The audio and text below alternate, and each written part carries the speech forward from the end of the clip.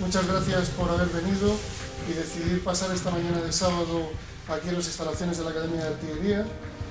Quisiera empezar por agradecer tanto a la Academia como a la Secretaría de Estudios, como en particular al Teniente Coronel Sanz y al Comandante Prieto, la invitación que me cursaron ya hace varios meses para impartiros no una conferencia, sino una charla coloquio sobre la colección de minerales de la Academia de Artillería. Y digo que es un placer, primero porque a mí me encanta venir a la Academia y en particular venir para enseñar y para hablar de esta colección.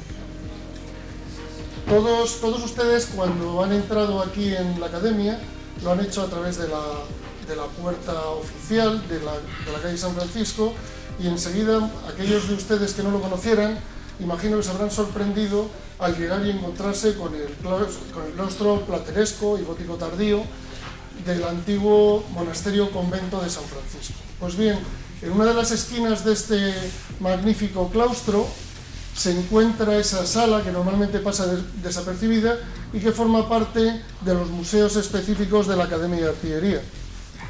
Esa sala, conocida con el nombre de Sala de Ciencia y Tecnología, alberga infinidad de instrumentos que fueron utilizados por los cadetes y los estudiantes de la Academia durante siglos para la enseñanza de las distintas técnicas artilleras y para la enseñanza de disciplinas científicas. Pero entre ellos, de lo que les voy a hablar aquí es de estos expositores que luego van a poder ver en detalle y que contienen nada más y nada menos que una colección de unas 4.000 piezas de minerales, rocas y fósiles.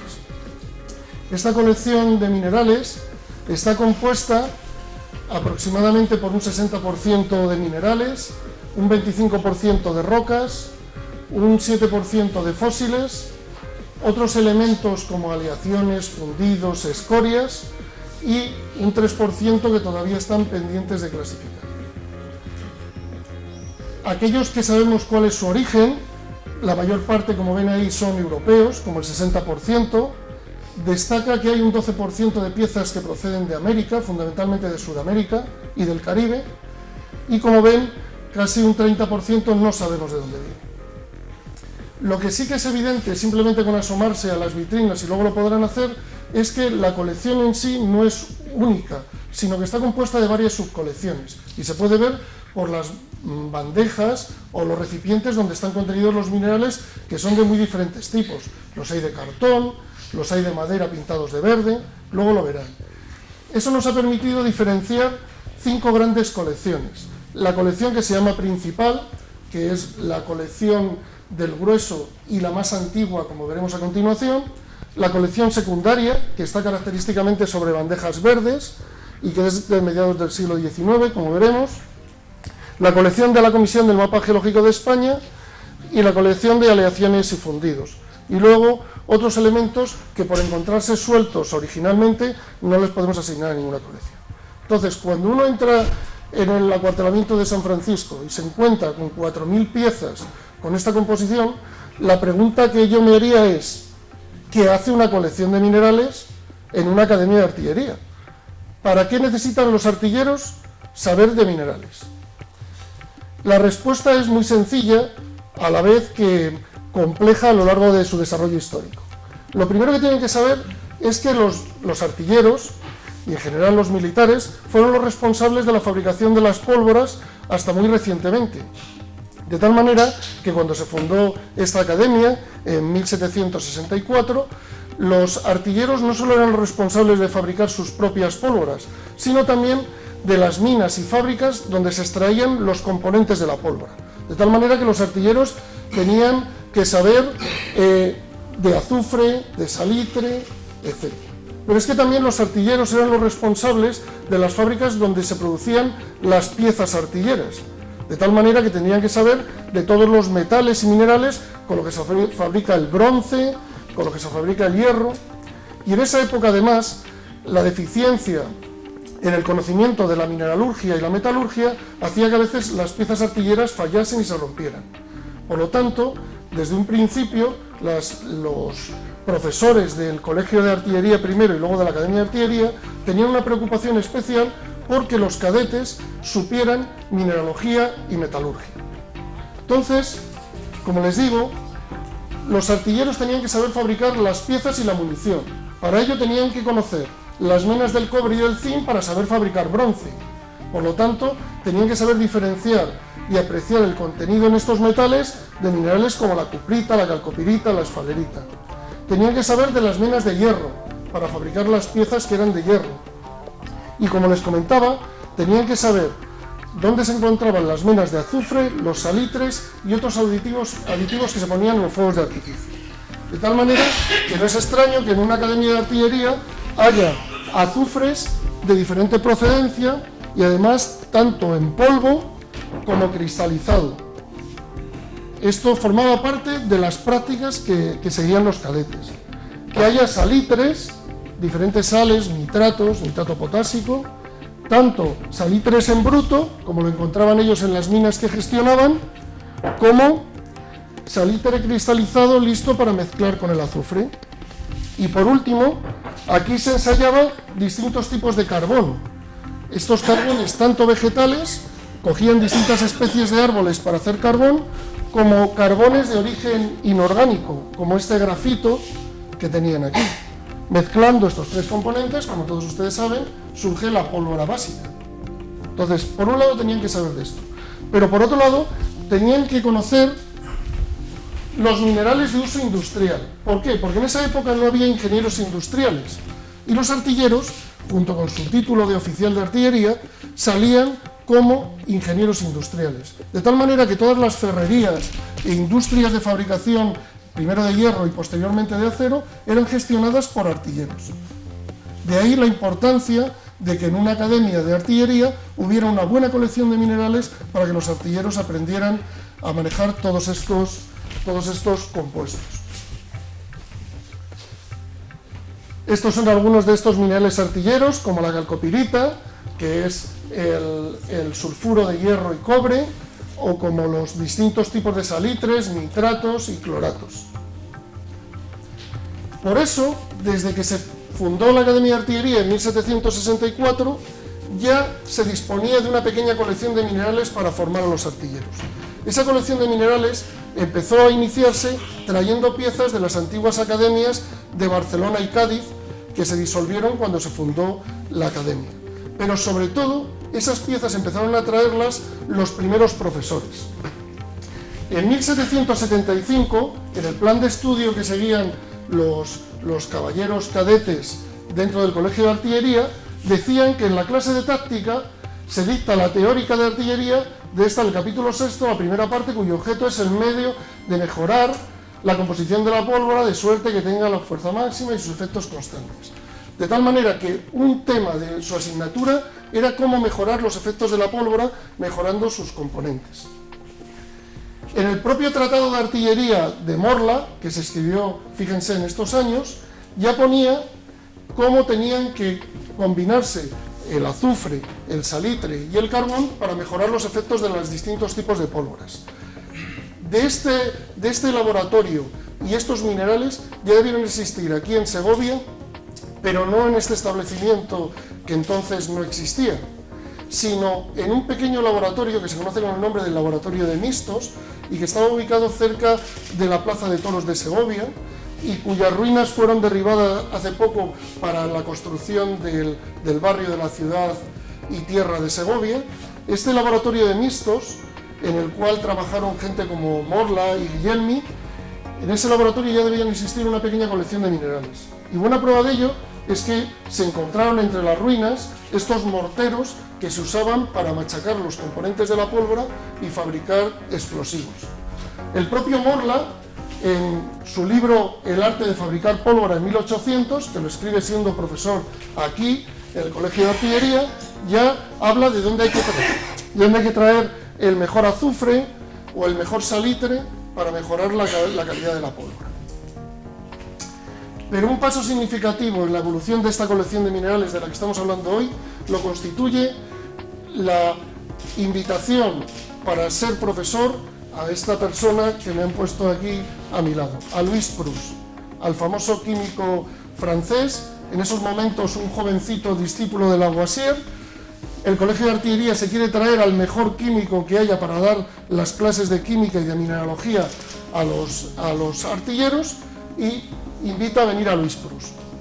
Louis Proust es invitado en 1785 y lo primero que hace Louis Proust en cuanto recibe la invitación es pedir ¿qué? Minerales.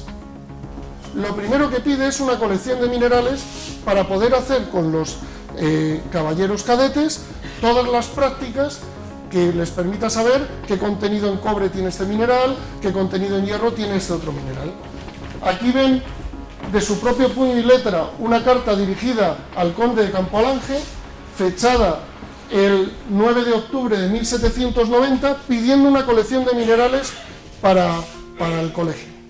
Como el colegio estaban construyendo lo que luego sería la Casa de la Química, el edificio que está al lado del Alcázar, Louis Proust hace estos pedidos y le comisionan para que viaje por España a recorrer distintas minas.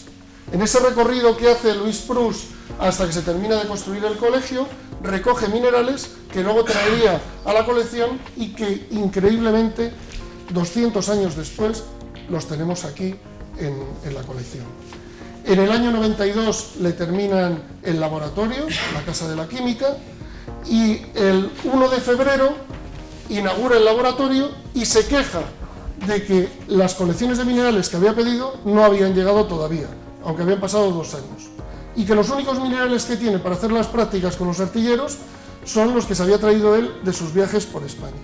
Minerales que casi con absoluta certeza sabemos que son estas piezas de la colección que tienen esas etiquetas de papel con forma rómbica y que están numerados con letras mayúsculas y un apóstrofe. Tenemos 12 minerales que se trajo Proust entre 1790 y 1792 de sus viajes por España, fundamentalmente de Almadén y de Linares. Esta es la etiqueta. Y como suele pasar en España, los minerales llegaron para Proust, pero llegaron, como ven, en mayo del 92, 3 meses después de que se inaugurase el laboratorio. ¿Qué minerales llegan? Llegan lo que ellos llamaron de lo doble del Real Gabinete. El Real Gabinete de Historia Natural que estaba en Madrid tenía ejemplares duplicados, entonces con esos duplicados le trajeron 134 piezas a Louis Proust. Aquí ven, la última es la 134. Pero el grueso de esta colección no está formado, como comentábamos, por estos pequeñas colecciones que hicieron los profesores a lo largo de finales del siglo XVIII, ni siquiera por lo que trajo Louis Proust. El grueso de la colección de la Academia, que pueden ver luego allí en la sala de Ciencia y Tecnología, está formado por la colección principal. Y la colección principal tiene este origen. Después de la Guerra de la Independencia, los responsables de la formación militar en la Academia quieren volver a que los caballeros cadetes se formen en química mineralógica. Entonces, el general García Loigorri, de cuyo nombre toma nombre esta sala, lo que decide es comprar una colección de minerales extensa y variada. Entonces, este documento es el documento de compra de la colección de minerales, fechado en 1817. Y lo que dice en él García Loigorri es: prevenido de la justa idea de la necesidad indispensable que tienen los caballeros cadetes a mi cargo de aprender mineralogía y química mineralógica, conviene enajenar una colección que se ha puesto a la venta y que es muy completa, como ahora veremos, etc. ¿Qué pasaba? Que, como suele pasar, el Colegio de Artillería no tenía dinero para comprar esa colección. ¿Y qué hizo? Fundir cañones. Cañones viejos que estaban sin uso, los fundieron para, con el dinero que sacaron del bronce, en Sevilla, comprar esta colección de minerales. ¿Y a quién compraron esta colección de minerales? Al señor don José Ortega y su sobrino Casimiro Gómez Ortega. El señor José Ortega y Casimiro Gómez Ortega tenían lo que se llamaba en esa época un gabinete de historia natural. ¿Qué era esto? La mayor parte de los intelectuales y nobles de la época tenían colecciones de objetos de lo más diverso, desde plantas exóticas de América hasta animales que traían de Asia, hasta minerales y fósiles extraños que les habían traído. Para los aristócratas de la época, o para los intelectuales como José Ortega, que era boticario de los Reales Ejércitos, era un prestigio que en su casa hubiera objetos cuanto más extraños mejor. Objetos como, por ejemplo, una sierra de un pez sierra, ¿no? Traído de latitudes tropicales en algún envío de América. Objetos, por ejemplo, como minerales que destacaban por sus enormes dimensiones, como este cristal de cuarzo. Esto formaba parte de esos gabinetes. En 1752, más de medio siglo antes de esta compra, este señor, Dasselet d'Algerville, escribe un libro diciendo una relación de todas las colecciones de objetos de historia natural que hay en Europa. Y en España solo destaca 5 gabinetes de estos. Uno de los 5 gabinetes es la colección del señor Ortega, boticario de Madrid, que prueba que es maestro muy inteligente en historia natural. Él no ha olvidado ninguna de sus partes y puede mostrar para cada una piezas muy curiosas. O sea, que la colección que la Academia o el Colegio compra en 1817, en 1752 ya estaba como uno de los 5 gabinetes más destacados de España. Pero es que la historia va más allá, porque don José Ortega, un boticario nacido en Añover de Tajo, en realidad heredó esta colección, este gabinete, del marido difunto de su mujer, porque José Ortega fue de mozo de botica en 1722 a Madrid, a la botica de Luis Llorente. Cuando muere Luis Llorente, José Ortega se casa con su esposa, y al casarse con su esposa hereda el gabinete de Luis Llorente. De tal manera que esta colección ya existía en 1722, porque al morir Luis Llorente, hace, en el Archivo de Protocolos Notariales de Madrid, hace una relación de los objetos y ahí están los minerales ya.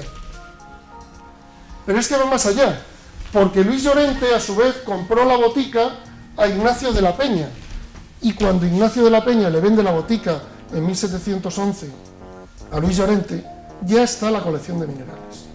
Esto significa que esta colección de minerales, con documentos, se puede remontar al menos al año 1711. Y eso convierte esta colección de minerales en la colección de minerales documentada más antigua del mundo. Porque solo hay 2 colecciones que la pueden igualar o superar en antigüedad, que son una parte del ramo de historia natural del British Museum, que es una colección de minerales cogidos en Jamaica a finales del siglo XVII, y el gabinete Amebach, que está en Basilea. Pero ellos no tienen la documentación que acredita la antigüedad, mientras que esta colección sí que la tiene. A lo largo del siglo XIX, la colección sigue los mismos avatares que el propio Colegio de Artillería. Una vez comprada la colección, el Colegio de Artillería empieza un periplo por toda España que le lleva a estar en Badajoz, en Madrid, en la Isla de León, en el propio Sevilla, en Cádiz ciudad. Y la colección va con el propio Colegio de Artillería moviéndose por España. Y la ventaja que tenemos es que al existir en la colección piezas muy singulares, podemos seguir muy bien por dónde ha ido el Colegio de Artillería y dónde ha ido la colección de minerales. Porque en todos los inventarios de traslado que se hace de los enseres de la Academia, se pone no sé cuántos tenedores, no sé cuántas cucharas, y de repente pone un cajón con minerales, y pone debajo una sierra de un pez del mismo nombre. Evidentemente, el que iba a meter esto para un traslado no pasaba desapercibido, que era una cosa extraña. Entonces, podemos seguir el periplo a lo largo de todo el siglo XIX por toda España gracias a objetos como ese. Además de esta colección principal, que como hemos visto es el núcleo central de la propia colección general, hemos dicho que hay otras colecciones paralelas. Una de ellas es la llamada colección secundaria. La colección secundaria característicamente está sobre estas bandejas de madera pintadas de color verde. La colección secundaria perteneció al Museo del Ejército de Madrid y estuvo allí hasta mediados finales del siglo XIX. Buena prueba de ello es que esto es un catálogo del Museo del Ejército, entonces Museo de Artillería, luego convertido en Museo del Ejército, y aquí aparecen las mismas piezas que ahora tenemos aquí en Segovia. Probablemente se iniciara como una colección dentro del Museo de Artillería y posteriormente pensarían que era interesante que los caballeros cadetes se formaran con estos minerales, porque fundamentalmente son azufres, salitres y minerales de interés artillero. Una subcolección muy interesante es la subcolección de la Comisión del Mapa Geológico de España. La Comisión del Mapa Geológico de España se fundó en Madrid en 1849 y actualmente es el Instituto Geológico y Minero de España, que es donde yo trabajo. Pues bien, esta Comisión del Mapa Geológico de España, a lo largo del siglo XIX, hizo una serie de colecciones que regaló a todas las instituciones educativas de rango superior en España, a universidades y, como no, a la Academia de Artillería. Pues bien, todas esas colecciones que prepararon y regalaron, todas están perdidas. Únicamente la Universidad de Zaragoza conservan, creo que es 17 piezas de una de las colecciones. Aquí en la Academia están las 400. 200 minerales y 200 rocas. Además, las rocas eran cuidadosamente cortadas, formalizadas, para que cupiesen justo en el tamaño de las bandejas. Y sabemos exactamente cuándo llegó esta colección aquí a la Academia, porque a cada pieza le acompañan etiquetas con el nombre de esa roca o de ese mineral en francés, inglés, italiano y alemán. Y debajo pone una relación, en el caso de las rocas, de qué edificios de Madrid están construidos con ellas. Y en una pone, con esta se acaba de construir el año pasado el edificio del Banco de España. Entonces, y en otra pone en una de un mineral de nuestra colonia de Filipinas. Como el Banco de España se termina en 1899 y Filipinas se perdió entonces podéis entender que está por esos años. Aquí veis la colección de minerales y la de rocas de la Comisión del Mapa Geológico de España en una fotografía hecha de uno de los laboratorios de la Academia, del que estaba justo en la sala donde estamos ahora. En esta sala, esa foto está hecha sobre este frontal, donde está la pantalla, alrededor del año 1931. El comandante Sebastián Prieto me ha insistido que, aparte de comentarles estos aspectos históricos para que vieran la importancia de la colección, les cuente algunas curiosidades que se pueden deducir a partir del estudio de la documentación de las piezas. Y voy a pasar a contarles algunas anécdotas que espero que les resulten curiosas. La primera es referente a estas piezas. Esa foto que ven tan oscura, es así de oscura porque en realidad esas piezas están expuestas en un museo con tan poca luz para que no se deterioren. Eso que están viendo es una foto de una vitrina del Museo Nacional de Ciencias Naturales de Madrid. La vitrina que está en el piso de arriba y las dos piezas que contiene, que ven ahí, son azufres extraídos en una localidad de Cádiz que se llama Conil. Pues bien, ¿ven esas dos piezas?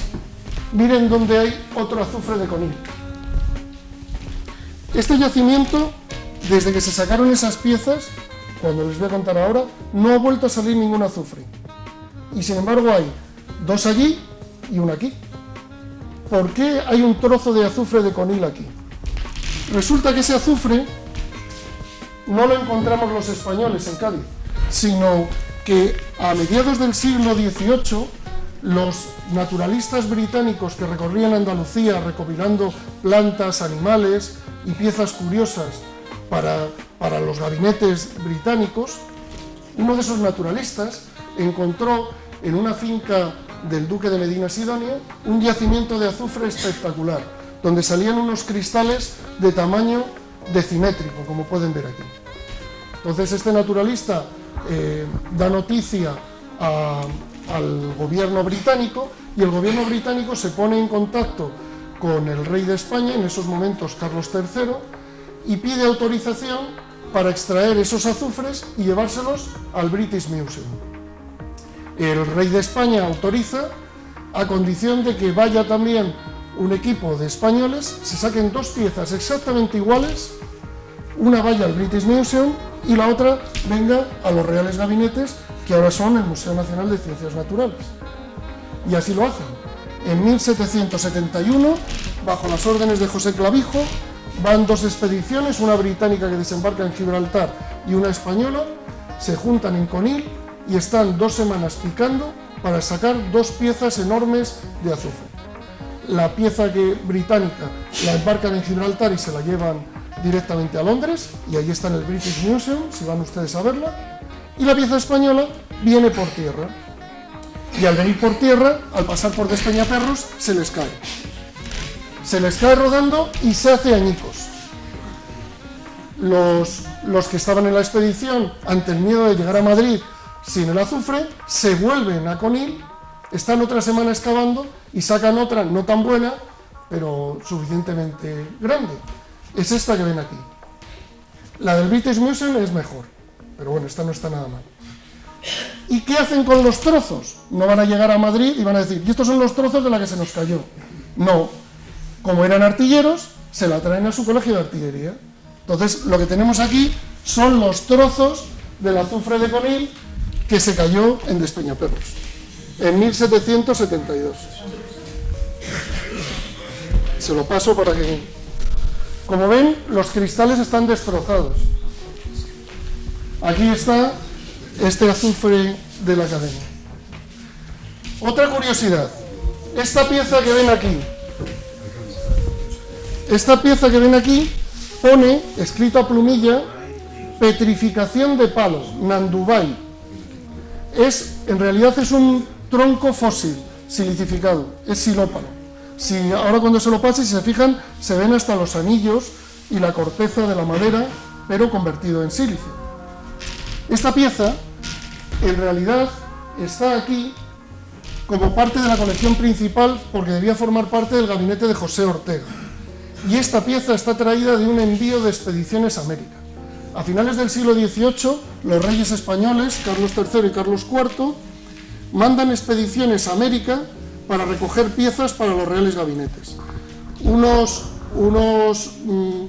mercenarios expedicionarios de los Países Bajos, los hermanos Hewland, organizan una expedición por Chile, Bolivia y Perú entre 1795 y 1800 y mandan cajones y cajones de fósiles y minerales. Entre los cajones y los inventarios aparece una petrificación de palo Nandubai, exactamente lo que pone en esa pieza. Vamos a seguir viendo cosas curiosas. Estas son las etiquetas que tienen esos envíos de América de las expediciones de los hermanos Hewland. Esta pieza, que es también de aquí de la colección de la Academia, es una pirargirita, un mineral de plata, es silópalo, es madera fosilizada en sílice. Como el que está en la entrada del Museo de Ciencias.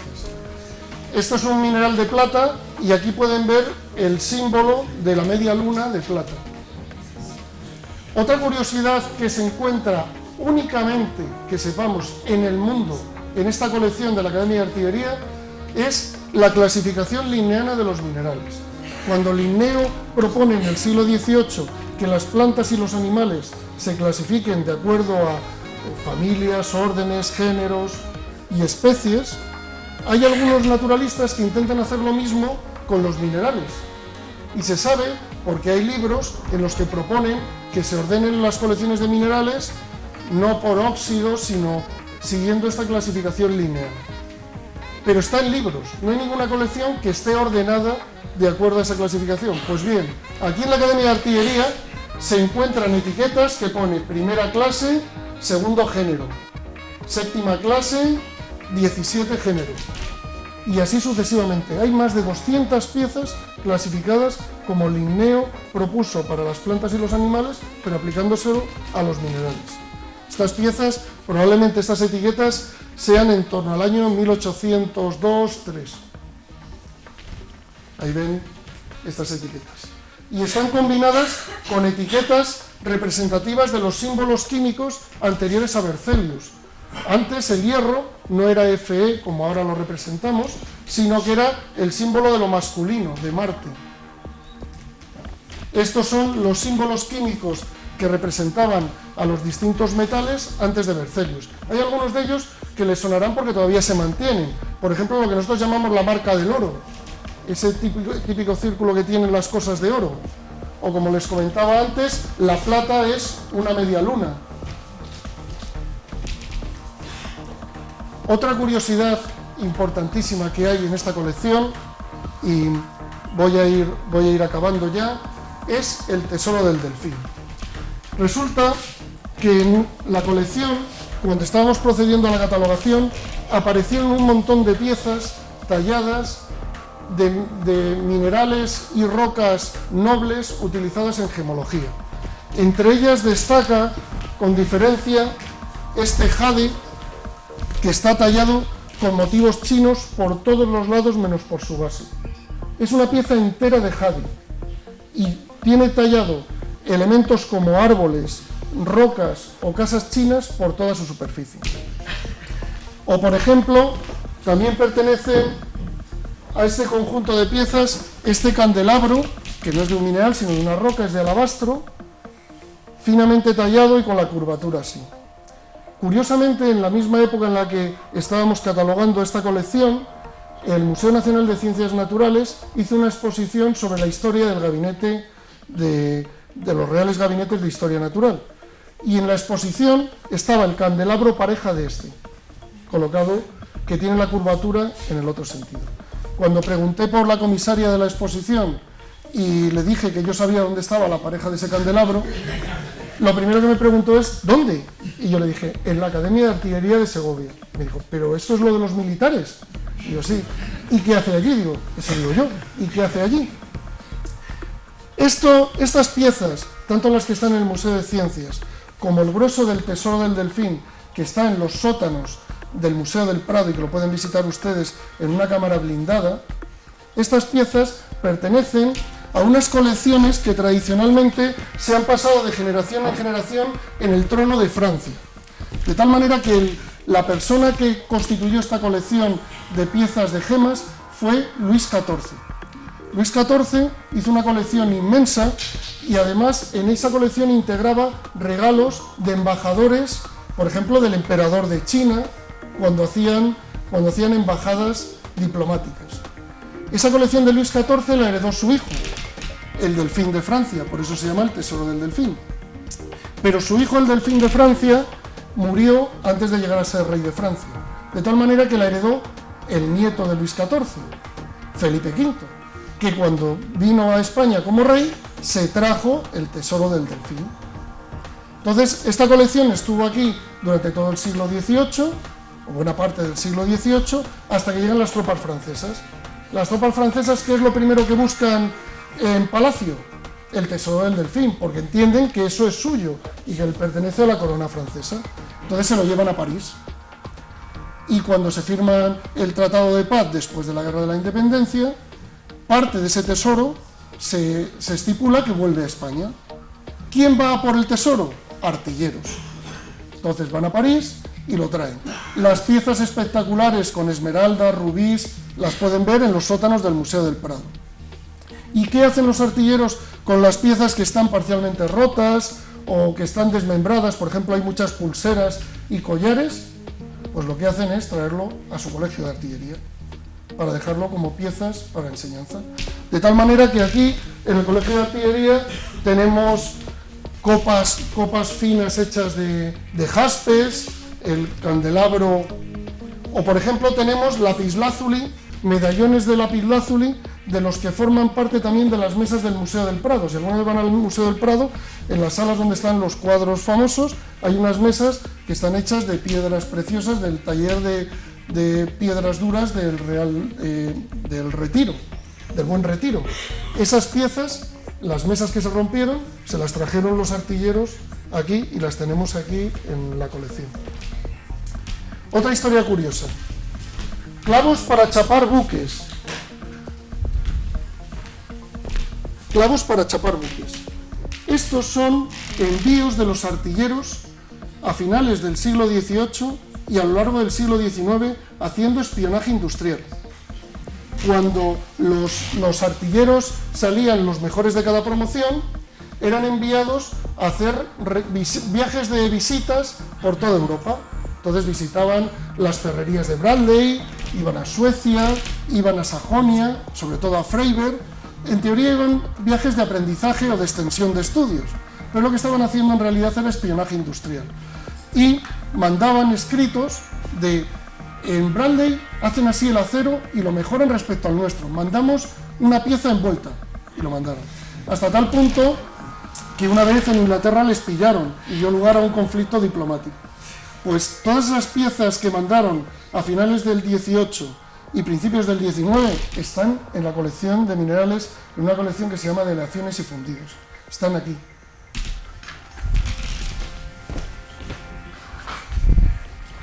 El oro de Siberia. Hay una serie de piezas de oro, en realidad es óxido de hierro con puntitos de oro, traído de Siberia. Y forma parte de la colección principal, con lo cual la Academia lo compró en 1817, con lo cual esto tiene que ser anterior a 1817. Este oro lo mandaba Agustín de Betancourt, cuando fue enviado primero como embajador militar y luego se quedó al servicio del zar de Rusia. Lo mandaba para la formación de los estudiantes de distintas disciplinas militares. Y ya yéndonos a tiempos modernos, otra pieza muy curiosa que hay es esta que ven en la imagen y que les enseño. Esta no se la paso porque es muy delicado. Es un trozo de esmeril al cual le han hecho un análisis químico y dice: análisis químico, está compuesto por tanto de óxido férrico, tanto de aluminio y tal. Firmado en 1919 el capitán José Fernández Ladreda. Era capitán, profesor de química en la academia, luego llegó a ser general y ministro con Franco, y ahora tenemos una calle en Segovia en su honor.